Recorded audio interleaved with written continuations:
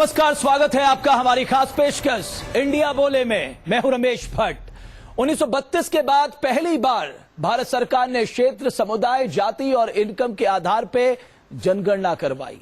देश में कराए गए आर्थिक सर्वे में कई चौंकाने वाली बातें सामने आई। साथ ही सामाजिक और आर्थिक जनगणना के आंकड़े अब तक की सरकारों को आईना दिखाने के लिए काफी हैं। सवाल है, लाखों करोड़ खर्च करने के बाद ग्रामीण आबादी अब भी गरीब क्यों है? और इसी पे चर्चा करने के लिए मेरे साथ मौजूद हैं स्टूडियो में खास मेहमान बिराज पटनायक। बहुत लंबे समय से इस क्षेत्र में काम करते हैं, उनसे समझने की कोशिश करेंगे कि आखिर हमारे अंदर कमियां कहां रह गई, हमारे सिस्टम को दुरुस्त करने की जरूरत क्या है। प्रोफेसर अमिताभ कुंडू से मैं जानने की कोशिश करूंगा, बहुत बहुत स्वागत है, कि क्या वाकई जो CSS है, सेंट्रल स्पॉन्सर स्कीम है, उनके परिणामों की ओर हमने ध्यान नहीं दिया। राजीव त्यागी कांग्रेस का प्रतिनिधित्व करेंगे। कांग्रेस का कहना है कि हमने तमाम योजनाएं आम आदमी को केंद्र में रख के की हैं, लेकिन सवाल यह है कि 67 सालों में ज्यादातर राज कांग्रेस ने किया है, फिर देश में और खासकर ग्रामीण भारत में इतनी गरीबी क्यों? मेरे साथ रामकृपाल सिंह साहब, वरिष्ठ पत्रकार, उनका अनुभव समझने की कोशिश करेंगे। क्या सिर्फ इन मामलों में राजनीति होती है, असली मुद्दे हम पीछे छूट जाते हैं?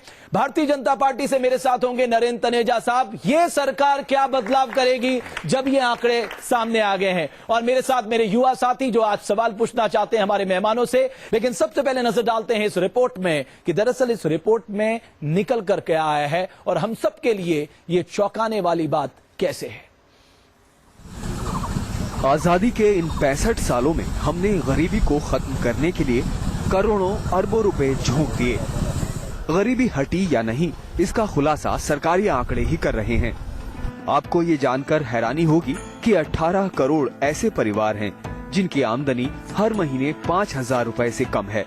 आजादी के वक्त भारत की जनसंख्या लगभग 33 करोड़ थी। 21वीं सदी के भारत की हकीकत है कि हमारे पास 33 करोड़ ऐसे लोग हैं जिनके पास रहने को पक्का मकान तक नहीं है। ये चौंकाने वाला खुलासा हुआ है इसी साल आई भारत सरकार की जनगणना के आंकड़े से। भारत सरकार के आंकड़े कहते हैं कि गांव में रहने वाले 75% परिवार की आमदनी 5,000 रुपए से कम है। देश में रहने वाले हर तीसरे परिवार के पास जमीन नहीं है और ये परिवार मजदूरी कर अपना गुजारा करते हैं।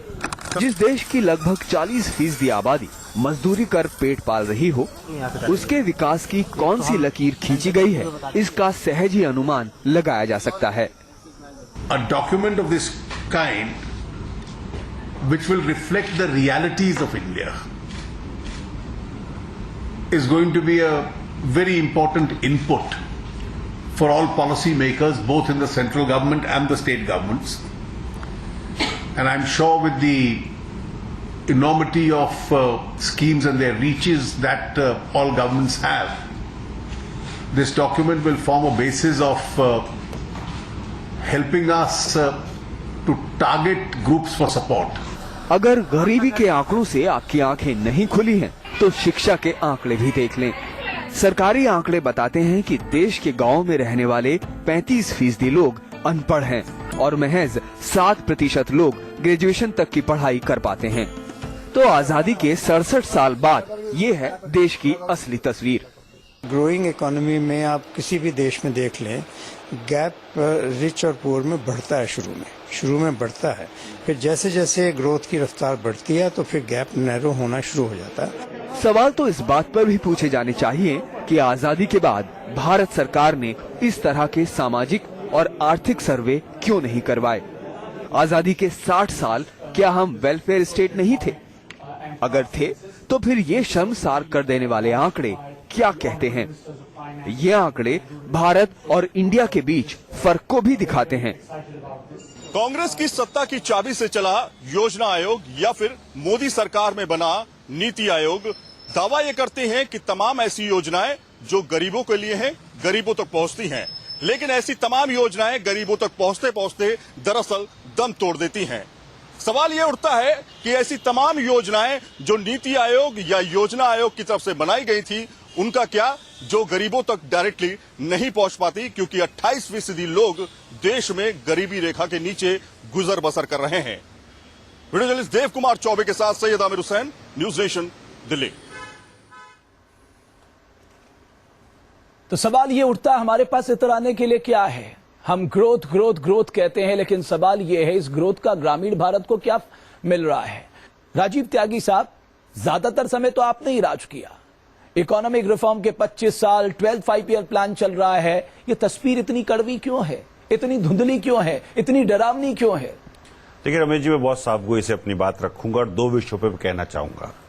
पहला विषय तो यह कि भारत गुलाम मुल्क था और सन 47 में जब आजाद हुआ था तो न्यूयॉर्क म्युनिसिपल कॉर्पोरेशन से छोटा बजट था भारतवर्ष का, पूरे भारतवर्ष का। अमेरिका के एक छोटे शहर से कई म्युनिसिपल कॉर्पोरेशन से छोटा बजट था, नंबर 1।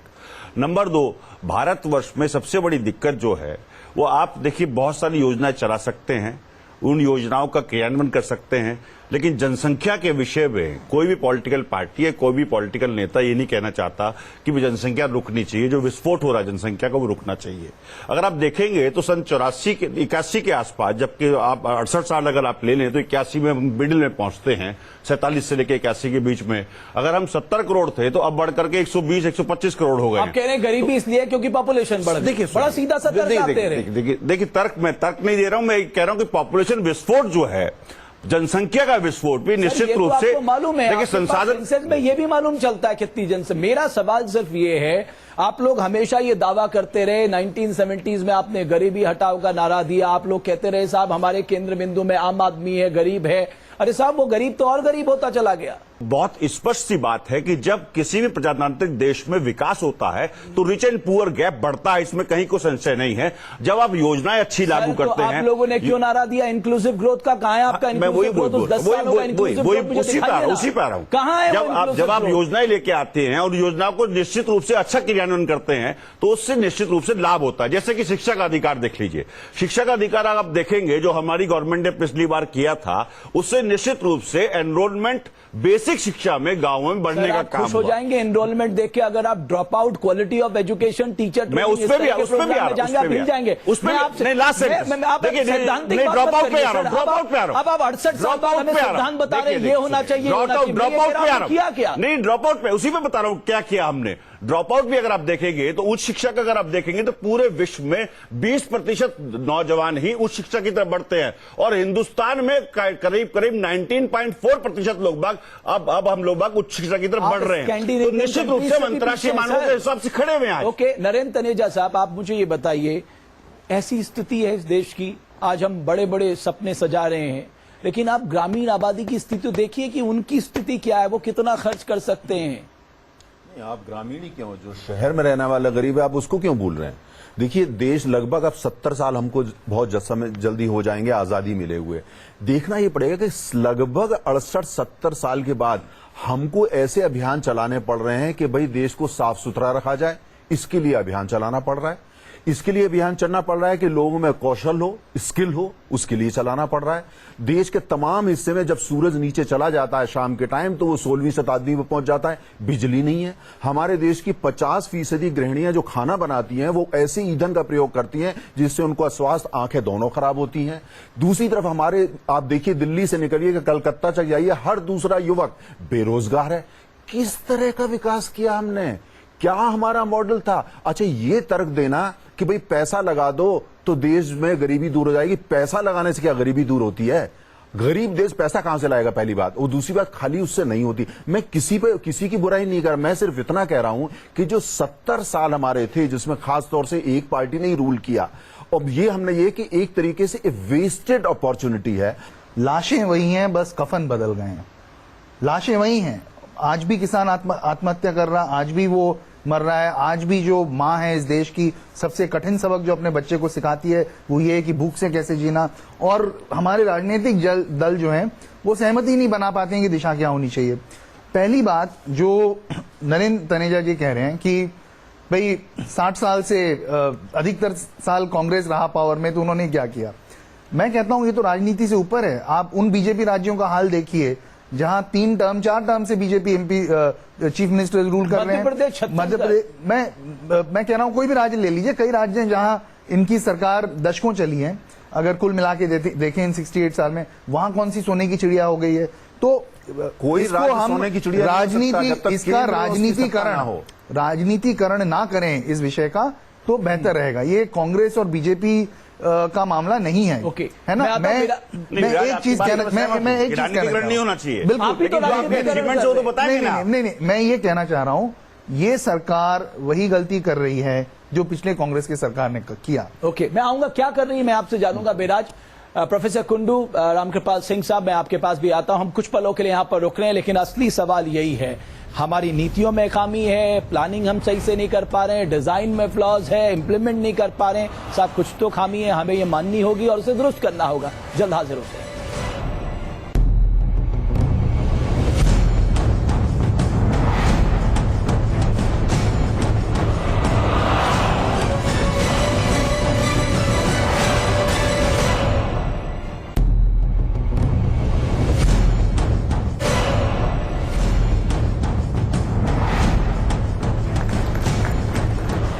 आर्थिक सुधार के हम 25 साल पूरे कर चुके हैं, लेकिन ये आंकड़े जब ग्रामीण भारत, शहरी भारत के गरीबों की तस्वीर दिखाते हैं तो हर कोई सोचने को ये मजबूर हो जाता है कि हम लगातार कहते हैं हम बजट बढ़ा रहे हैं, हम राज्य सरकारों को ज्यादा धन दे रहे हैं, तो सवाल यह है ये धन कहां जा रहा है? इन क्षेत्रों से बेहतर परिणाम जो हमें चाहिए वो क्यों नहीं निकल कर आ रहे हैं? ऐसे तमाम सवाल हैं जो आज देश के सामने खड़े हैं। विराज, मैं इससे पहले प्रोफेसर अमिताभ कुंडू से मैं बहुत संक्षेप में जानना चाहता हूं। प्रोफेसर कुंडू, मुझे सिर्फ ये जानना है, आप लोग तो प्लानर हैं, जब शहरी गरीबों की बात आते हैं आपने कई रिपोर्ट सौंपी है, हमारी प्लानिंग में दिक्कत है, हम कहां मिस कर रहे हैं, हम कहां हमारी गलतियां जिसे हम दुरुस्त नहीं कर पा रहे?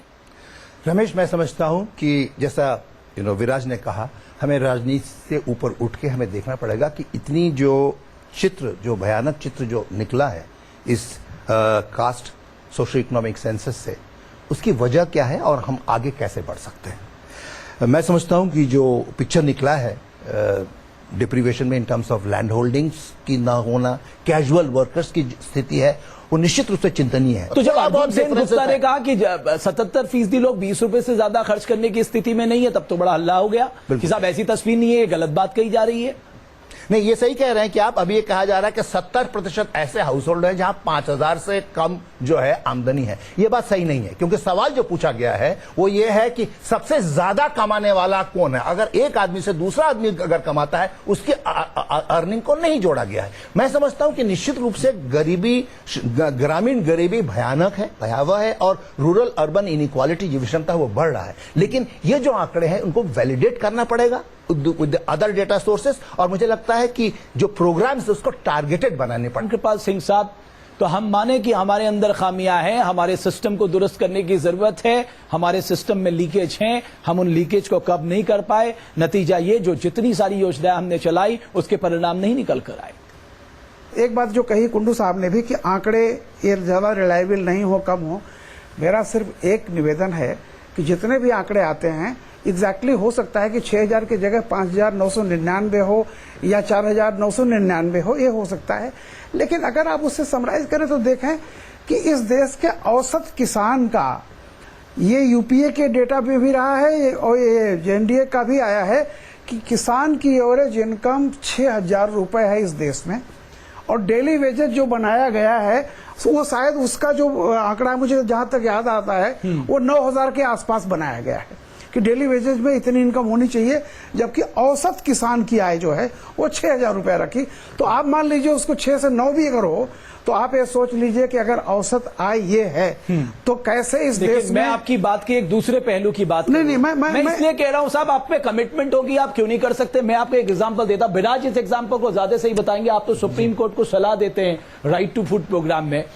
जब इस देश को मालूम था कि 59% खाद्यान्न काले बाजार में बिक जाता है, नॉर्थ ईस्ट में 99% खाद्यान्न काले बाजार में मिल जाता, बल्कि दिल्ली से जाता ही नहीं, वही बेच के खा जाते हैं। मुझे आपने कहने नहीं दिया, मैं उसी बात पर आ रहा था।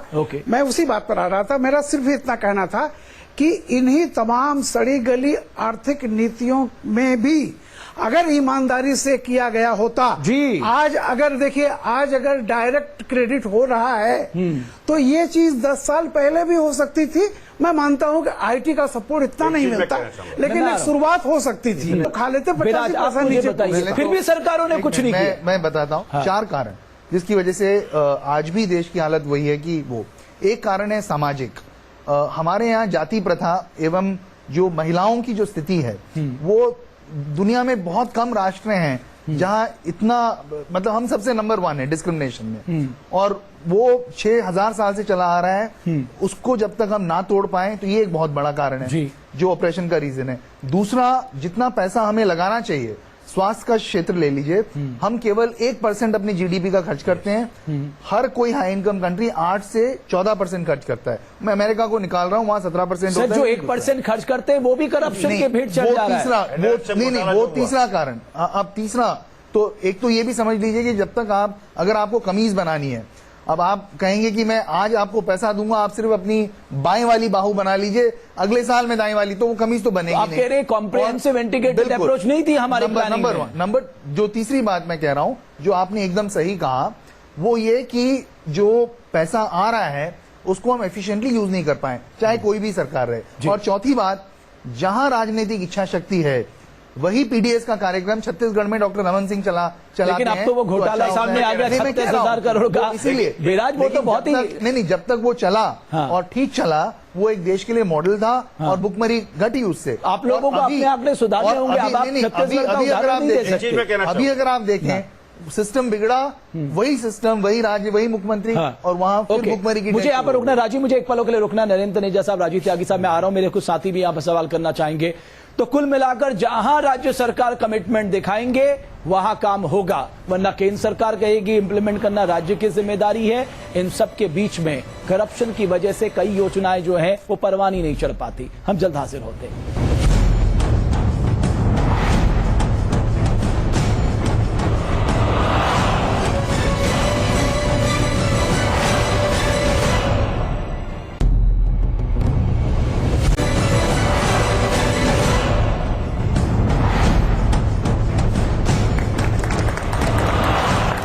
ऐसा नहीं है कि सरकार के पास निगरानी व्यवस्था का तंत्र नहीं है। अगर सरकार की माने तो उसने ऐसी निगरानी कर रखी है इन कार्यक्रमों की, परिंदा भी पर नहीं मार सके। मसलन उसका कहना विलेज लेवल पे, ग्राम पंचायत लेवल पे, ब्लॉक लेवल पे, डिस्ट्रिक्ट लेवल पे, स्टेट लेवल पे, नेशनल लेवल पे हर तरह से निगरानी रखी जाती है। उसके पास टूल है बाकायदा, ऑनलाइन MIS है, यूटिलाइजेशन सर्टिफिकेट है, ऑडिट है, विजिलेंस कमेटी है, एरिया ऑफिसर है, और डिस्ट्रिक्ट लेवल विजिलेंस कमेटी सबसे इंपॉर्टेंट है जिसको चेयर करते हैं सांसद। उनकी क्या स्थिति ये भी हम आपको बताएंगे। लेकिन हमारे पास विकल्प क्या है, इस तस्वीर को हम कैसे बदल सकते हैं, हालात कैसे ठीक कर सकते हैं, इस रिपोर्ट पर नजर डालते हैं, चर्चा को आगे बढ़ाएंगे। अर्थशास्त्री और कई सामाजिक कार्यकर्ताओं का कहना है कि जब तक कृषि पर जनसंख्या के भार को कम नहीं किया जाएगा, सरकारी योजनाएं इसी तरह फेल होती रहेंगी। भारत की करीब 65% जनसंख्या खेती पर ही निर्भर है और अर्थव्यवस्था में कृषि का योगदान है महज 14% का। इसका मतलब हुआ कि देश का 14% पैसा 65% लोगों में बट रहा है। एग्रीकल्चर के ऊपर डिपेंडेंसी है वो बहुत ज्यादा है और उसमें बहुत ही डिस्गाइज लेबर है।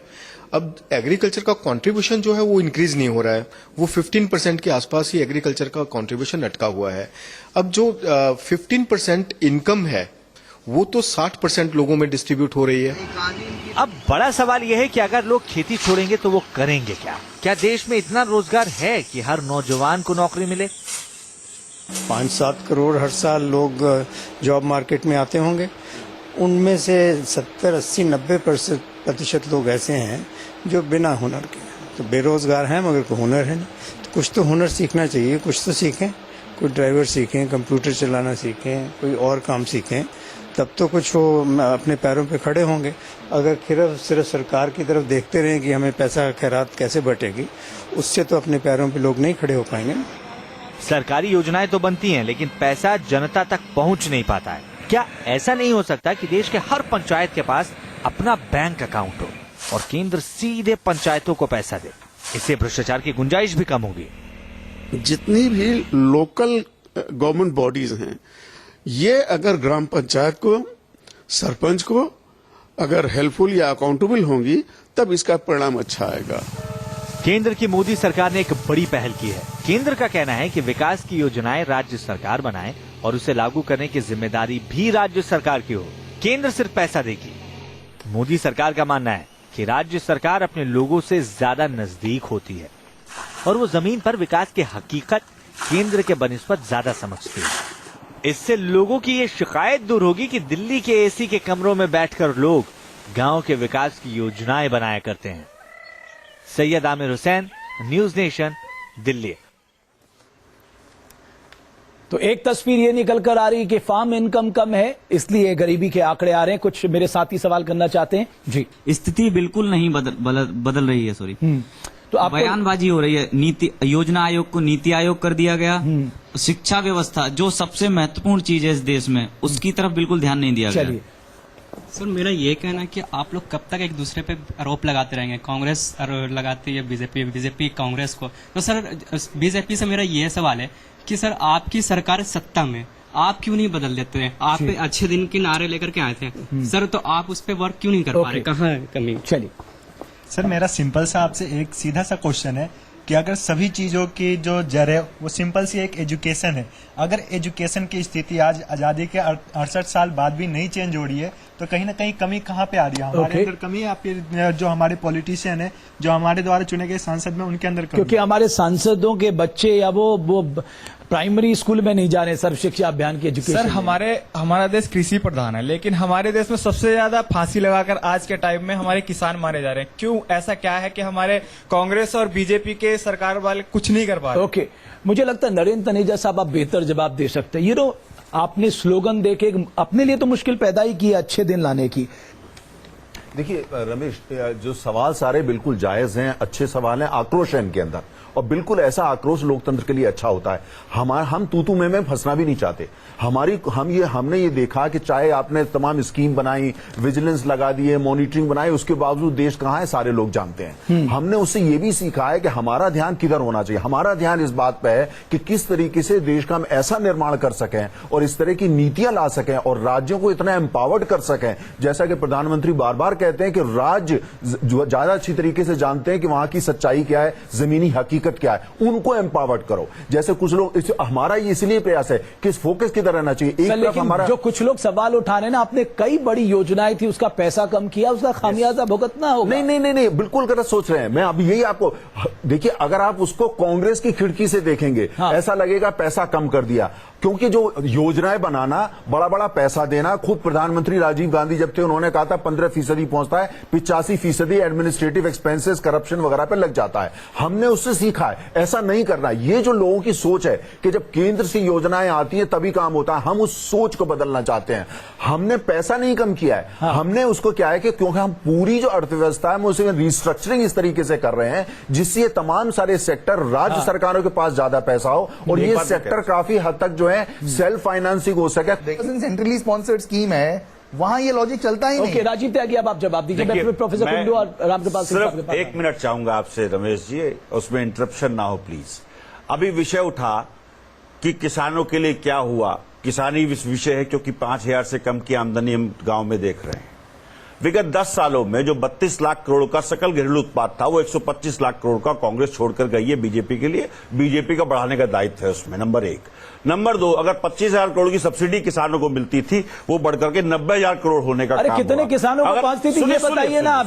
उस जीडीपी यही आप अपने आंकड़े लेके बैठ जाते हैं। मैं जवाब दे रहा हूं, कहां पहुंचा? देखिए सुनिए, हाउस होल्ड शिक्षा के क्षेत्र में, लोगों की स्वास्थ्य के क्षेत्र में, चिकित्सा के क्षेत्र में, मनरेगा रोजगार के क्षेत्र में, ग्रामीण भारत की बात कर रहा हूं मैं, उसके लिए कांग्रेस पार्टी ने पूरा काम किया। कांग्रेस पार्टी ने काम किया। रमेश एक सेकंड, रॉबर्ट फ्रॉस्ट की जिस पोइम की चर्चा कर रहे हैं वो मेरी भी फेवरेट है, मेरी इमेज पे भी रखी हुई है वो, बिफोर आई स्लीप। वो तो बात सही है, लेकिन हमारे लिए वो लोग सर इनको अच्छी स्लीप आ रही है, 80% नेताओं की स्लीप ऐसा हो गया है, अच्छे दिन की जगह अच्छी रातें बन गई, रातों को भी चैन नहीं रह गया। रमेश अभी स्थिति होगी बीजेपी की राज जो हमारी समस्या रही, मैं सर आप लोगों को अच्छी नींद आ रही है? नहीं आ रही ना, भाई हम लोगों को अच्छी नींद आ रही होती तो हम लोग भूमि अधिग्रहण बिल का विरोध क्यों करते? सर आप पॉलिटिकल माइलेज के, सर मैं बीजेपी हर तरह से हर चीज को तोड़फोड़ देना चाहती है। राजीव त्यागी केंद्र योजनाएं दे सकता है, हम लोगों ने समावेशी विकास के लिए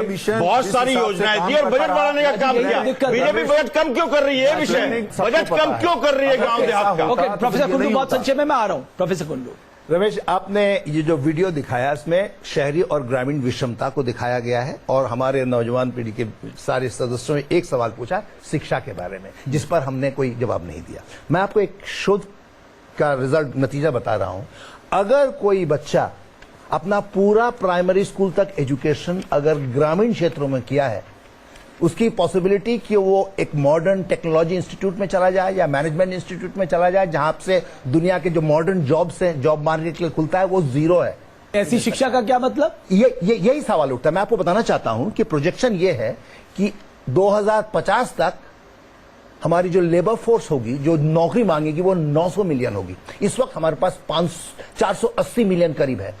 420 मिलियन लोग आपसे नौकरी मांगेंगे। क्या हमारी कृषि में इतनी कैपेसिटी नहीं है जिस तरह से ग्रोथ हो रहा है कि वो अब्सॉर्ब कर सके? आप लोग अपने अपने क्षेत्र के धुरंधर हैं, लिहाजा कैसे हम आगे बढ़ सकते हैं, क्योंकि उद्देश्य एक ही है कि ये तस्वीर बदलनी चाहिए। हम जल्द हासिल होते हैं।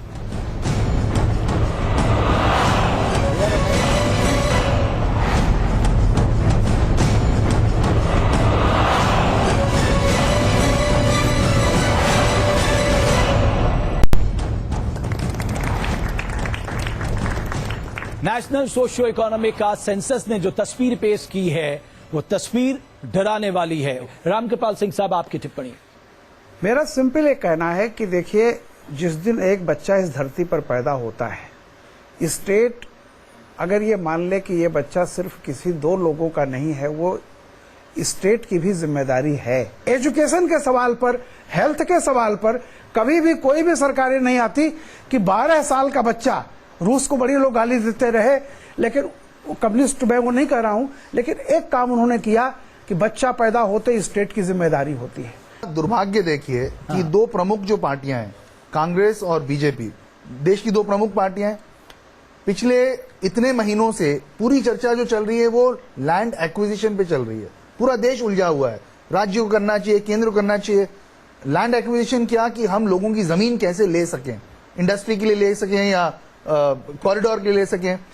देश में आज एक राजनीतिक दल नहीं है जो खड़ा होकर पूछ रहा है कि लैंड अक्वायर तो कर रहे हैं साहब, लेकिन ये बात क्यों नहीं कर रहे हैं कि जो 50% लैंडलेस आज हमें एसईसीसी से मिल रहा है, नेशनल लैंड पॉलिसी का किसी को मतलब लैंड तो अगर तुम 1 मिनट, राजीव त्यागी प्रोफेसर, राजीव त्यागी 1 मिनट, प्रोफेसर 1 मिनट में आ रहा हूं आपके पास। देखिए मैं एक बात कह रहा हूं, अरे कांग्रेस ने तो साहब सभी कुछ तो आपने कर दिया देश के लिए। हम जल्द हासिल होते हैं।